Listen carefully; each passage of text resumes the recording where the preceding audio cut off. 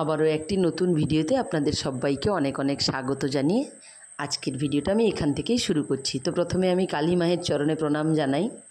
আশা করি আপনারা সবাই ভালো আছেন আর আমিও বেশ ভালো আছি। তো আমাদের বাড়িতে প্রতি বছরই দক্ষিণা কালী মায়ের পুজো হয়। তো এই বছরের যে পুজো হয়েছিল, সেই পুজো কবে হয়েছিল না হয়েছিল সবই আমি বলবো, আপনারা ভিডিওটা দেখতে থাকুন, আশা করি আপনাদের ভালো লাগবে। তো এই বছরের যে পুজো, সেই পুজোর আমি ভিডিও ক্লিপগুলো নিয়ে রেখেছিলাম, সেই ভিডিওটা আমি এখন আপনাদের সঙ্গে শেয়ার করছি।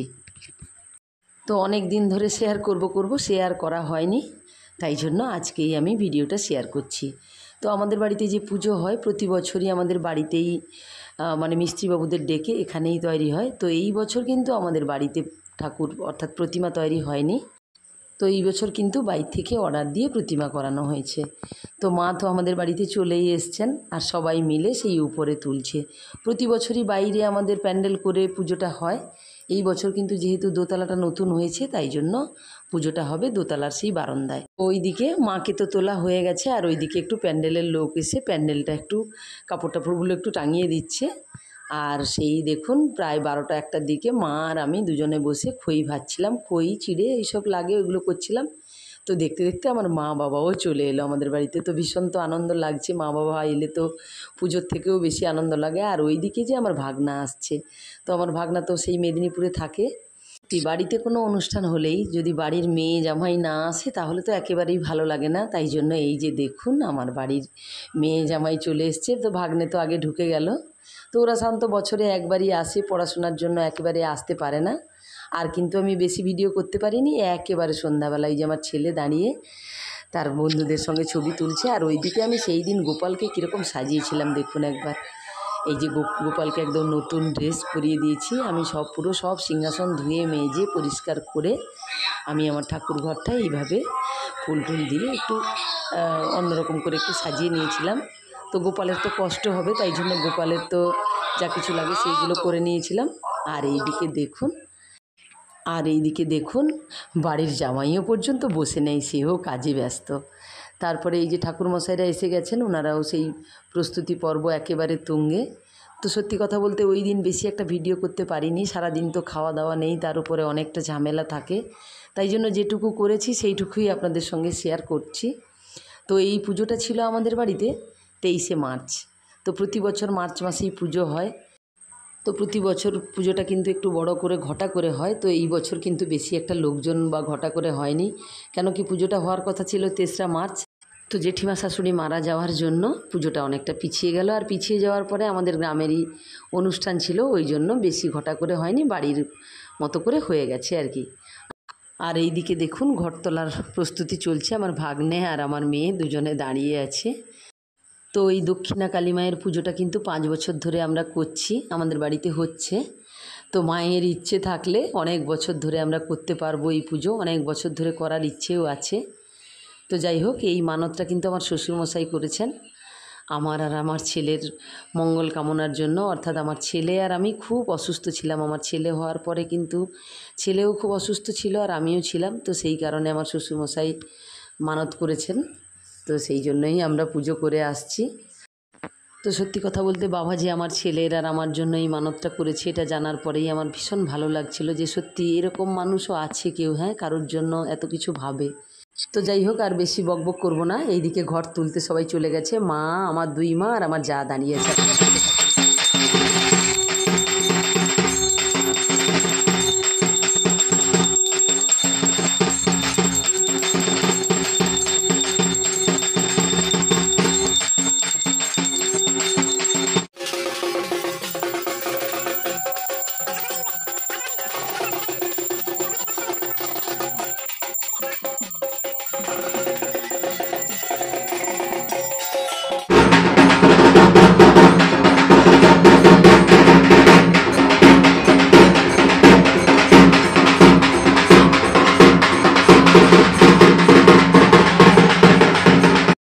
তো ঘর তোলার পর এইদিকে দেখুন খাওয়া দাওয়া হচ্ছে, যে কজন এসেছিলো ওরাই খাওয়া দাওয়া করছে।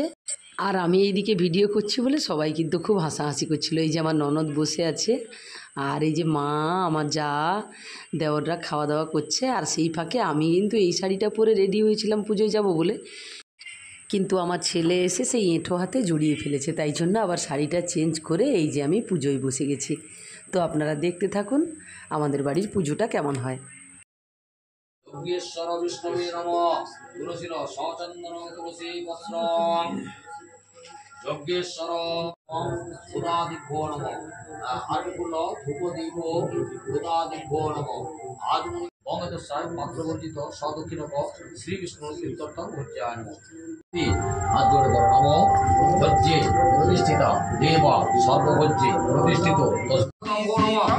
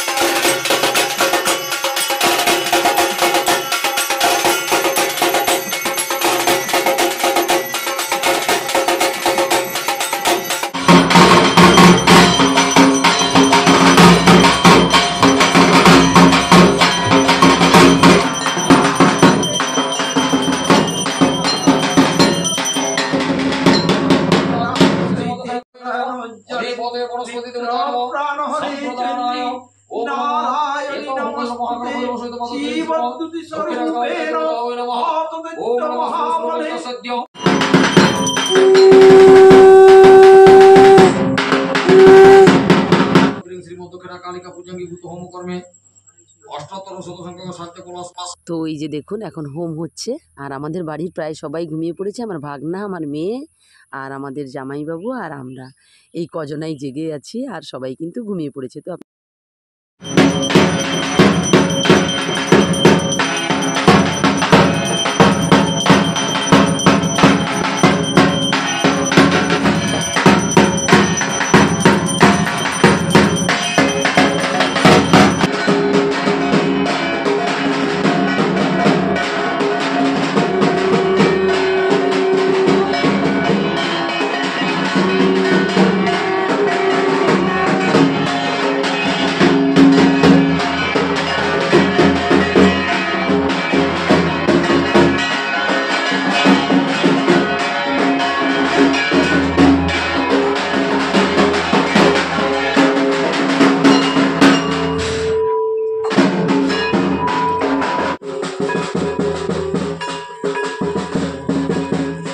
তো এইদিকে দেখুন সারা রাত জাগার পরে আমার তো কি অবস্থা হয়েছে।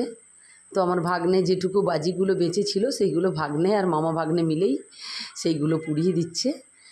আর কি বলবো, মোটামুটি পুজোর যেটুকু ভিডিও করেছিলাম ওইটুকুই করেছি, আর কিন্তু কিছু করতে পারিনি। ভোরবেলা থেকে সেই খিচুড়ি হয়েছিল, প্রসাদ বিতরণ করা, অনেক প্রচণ্ড রকমের ঝামেলা ছিল। ওই জন্য আমি তো অনেকটাই ক্লান্ত হয়ে পড়েছিলাম, ফোনে চার্জও ছিল না, সেই কারণে আর তেমন ভিডিও করতে পারিনি। আর এইদিকে দেখুন আমি কিন্তু 10টার দিকে ওই যে মাকে একটু বরণ করে নিচ্ছি। সত্যি কথা বলতে পুজো হবে হবে বেশ আনন্দ হয়, অনেক দিন থেকে অনেক রকমের প্রচেষ্টা শুরু হয়ে যায়, কিন্তু এই পুজোটা শেষ হয়ে গেলে মাকে সিঁদুর দেওয়ার পরেই আর কি মনটা খুব খারাপ হয়ে যায়। কেন কি আবার সেই 1 বছরের অপেক্ষা শুরু হয়ে যাবে, সেই কারণে তো কষ্ট লাগে, কিন্তু কিছু তো করার নেই। তো আমাদের বাড়িতে যেই পুজো হয় পুজোর ঠিক 1 দিন বা 2 দিন পরেই আমার ছেলে কিন্তু খুব অসুস্থ হয়ে পড়ে। এটা কিন্তু 4 বছরই হয়েছে। তো সেই কারণে আমি তো মায়ের কাছে সবসময়ই জানাই যে আমার ছেলে যেন ভালো থাকে, সবই মায়ের দয়া। তো সত্যি কথা বলতে ওই যে আমার ছেলে কেন অসুস্থ হয়ে পড়ে জানেন তো, ওই হচ্ছে আমরা তো পুজোর সময় ওর বাবা আর আমি ভীষণ ব্যস্ত থাকি, তো ছেলেকে ঠিক মতো জল খাওয়ানো হয় না, খাবার খাওয়ানো হয় না, ওই কারণেই অসুস্থ হয়ে পড়ে। আর এটা ছাড়াও মনে মনে তো একটা ভিতর থেকে তো একটা খারাপ কিছু মনে হয় মায়ের কোনো কিছু পুজোতে ত্রুটি থেকে গেছে, না হলে কেনই বা প্রতি বছর সেই পুজোর পরেই হয় এইরকম শরীর খারাপ। তাই জন্য আমার তো একটু ভয় কাজ করেই থাকে, ওই জন্য মায়ের কাছে ওই সব জানাচ্ছি আর কি। তো যাই হোক, এই দিকে দেখুন আমার ছেলে কেমন সিঁদুর মেখে ফেলেছে। তো এখন প্রতিমাকে তুলে নিচে নিয়ে যাওয়া হচ্ছে, কেন কি আমাদের পুকুরেই ভাসান দেওয়া হবে। তো এই কারণে নিচে সবাই মিলে ধরে নিয়ে যাচ্ছে। তো দাদা আর আমার এক দাদার ছেলে আর আমার হাজব্যান্ড তিনজনে মিলেই নিয়ে যাচ্ছে। সত্যি নিচে নামাতে মাকে কিন্তু খুব কষ্ট হয়েছিল, সেই ছোট সিঁড়ির মধ্য দিয়ে নামানোটা সত্যি খুব কষ্টের।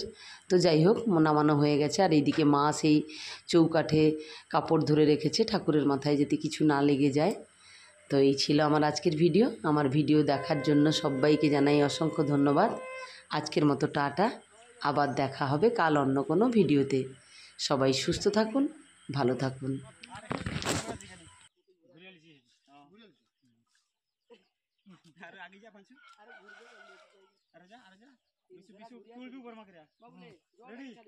জলটা দেখে